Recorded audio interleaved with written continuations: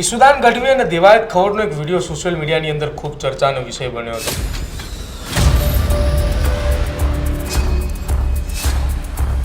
જેવા રાજુ કરપડા પાર્ટી કોઈ જોઈન કરે એટલે દેવાયત ખવડને લઈ આવે. આજે ત્યાં અપક્ષ લડીએ તો પણ જીતી શકાય એવી સ્થિતિમાં ચોટીલા વિધાનસભા છે. તો એમાં દેવાયતભાઈ ખવડ એની રીતે સ્વતંત્ર છે, એને જોડાવવું હોય તો જોડાઈ શકે.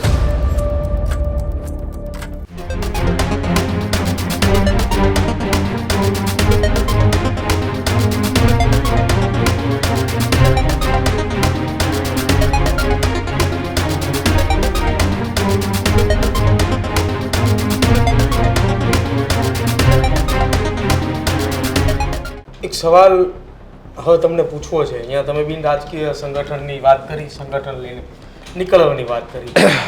ઈશુદાન ગઢવી અને દેવાયત ખવડનો એક વિડીયો સોશિયલ મીડિયાની અંદર ખૂબ ચર્ચાનો વિષય બન્યો હતો અને ચર્ચાના વિષયની વચ્ચે એક એવી પણ વાત હતી કે રાજુ કરપડાની સામે દેવાયત ખવડને ચોટીલા વિધાનસભા આપવાની વાત હતી અને રાજુ કરપડાની સામે દેવાયત ખવડને ઊભા રાખવાના છે. એટલે કે એક જ પરિવારના બે વ્યક્તિ સામસામે ઊભા રહેશે.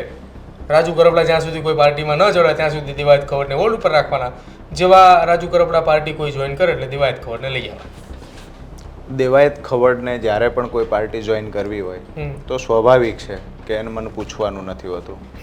વિષય એ છે કે એમને કોઈ પણ જગ્યાએથી ચૂંટણી લડવી છે તો એની રીતે સ્વતંત્ર છે. મારે 27માં લડવાની છે કે કેમ આ હજુ સુધી મેં નક્કી નથી કર્યું. જ્યાં સુધી મેં પાર્ટી છોડી નહોતી ત્યાં સુધી સ્વાભાવિક છે કે મારું નક્કી હતું. જ્યાં સુધી મેં પાર્ટી નહોતી છોડી ત્યાં સુધી નક્કી હતું કે ભાઈ મારે કોઈ પણ રીતે ચૂંટણી લડવાની છે અને એની તૈયારીના ભાગરૂપે જ હું 22ની ચૂંટણી જ્યારે લડ્યો ત્યારે અચાનક લડ્યો હતો. ખેડૂતોએ કહ્યું, સર્વેમાં નામ આવ્યું એટલે ખેડૂતોએ કહ્યું તો હું ચૂંટણી લડવા ગયો. બીજા નંબર પર આવ્યો. 45,000 કરતાં વધારે મત ખેડૂતોએ આપ્યા. ત્યાર પછી મેં તરત બૂથ પરની કામગીરી શરૂ કરી, જેમાંના 301 બૂથ છે. તમામ બૂથ પર આજે મારી 15થી 20 લોકોની ટીમ છે. આજે ત્યાં અપક્ષ લડીએ તો પણ જીતી શકાય એવી સ્થિતિમાં ચોટીલા વિધાનસભા છે. હવે સામે માનો કે આ સ્થિતિ ક્યાં સુધી હતી? હું આમ આદમી પાર્ટી સાથે હતો ત્યાં સુધી મારા અભરખા હતા કે મારે ચૂંટણી લડવાની છે. 27માં મારે ચૂંટણી લડવી છે આવું મેં બિલકુલ વિચાર્યું જ નથી. એ તો ખેડૂતો નક્કી કરશે. ક્યાંથી લડવું, શું કરવું એ ખેડૂત નક્કી કરશે. એટલે તમે જે કહ્યું કે દેવાયત ખવડ તો એને ક્યાંય પણથી ચૂંટણી લડવી હોય અથવા તો સારી બાબત છે રાજકારણમાં જાય ચૂંટણી લડે એ એમનો વિષય છે.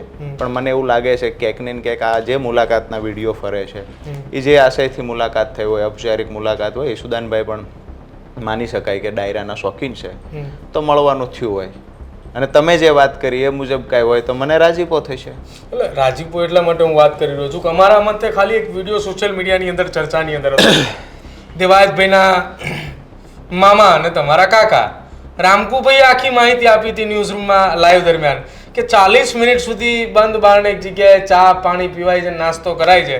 હવે તમને ખબર છે તમે રાજનીતિમાં અત્યાર સુધી હતા, રાજનીતિ છોડીને હવે તમે સામાજિક આગેવાન તરીકે, ખેડૂત આગેવાન તરીકે, ખેડૂત સંગઠન તરીકે તમે આગળ વધી રહ્યા છો. 40 મિનિટ સુધી કોઈ રાજકીય પક્ષના પ્રદેશના પ્રમુખ સાથે કોઈ ડાયરાના કલાકાર ચા પાણી નાસ્તો તો ન જ કરે ને? બની શકે જો 40 મિનિટ ચર્ચા ચાલી હોય અને 40 મિનિટ સુધી બંધ બારણે મિટિંગ થઈ હોય તો રાજકીય ઘણા બધા ચર્ચાઓ થઈ હોય. અને એમાં મને મારું મંતવ્ય જો હોય તો એક જ વાત છે કે જ્યારે પણ કોઈ પણ પાર્ટીમાં જોડાય તો એમાં દેવાયતભાઈ ખવડ એની રીતે સ્વતંત્ર છે, એને જોડાવવું હોય તો જોડાઈ શકે. અને લડવાની વાત છે તો જો હું 27માં લડવાનું નક્કી કરીશ તો જ્યાંથી લડીશ ત્યાંથી મજબૂતાઈથી લડીશ. અને જો નક્કી નહીં કરીએ લડવાનું તો કોઈ વિષય નથી. પણ આજની તારીખની મને કોઈ પૂછે કે 27માં લડવાના છો તો હું ના પાડું છું. કે હું જ્યાં સુધી આમ આદમી પાર્ટીના પ્લેટફોર્મ પર હતો ત્યાં સુધી હું તદ્દન રાજકીય માણસ બનીને એ ચૂંટણી લડવા માંગતો. 27ની ચૂંટણી સુધીમાં હું કોઈ પાર્ટી સાથે જોડાયો હશું કે કેમ એ મને ખબર નથી. 27ની ચૂંટણી એવું પણ બને ખેડૂતો ઈચ્છે તો રાજુ કરપડા અપક્ષ પણ લડે.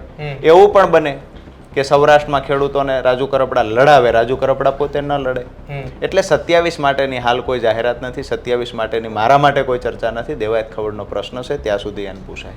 ત્યારે જ ન્યૂઝરૂમ ગુજરાતની યુટ્યુબ ચેનલને સબસ્ક્રાઇબ કરો અને ઇન્સ્ટાગ્રામ અને ફેસબુક પર ફોલો કરો.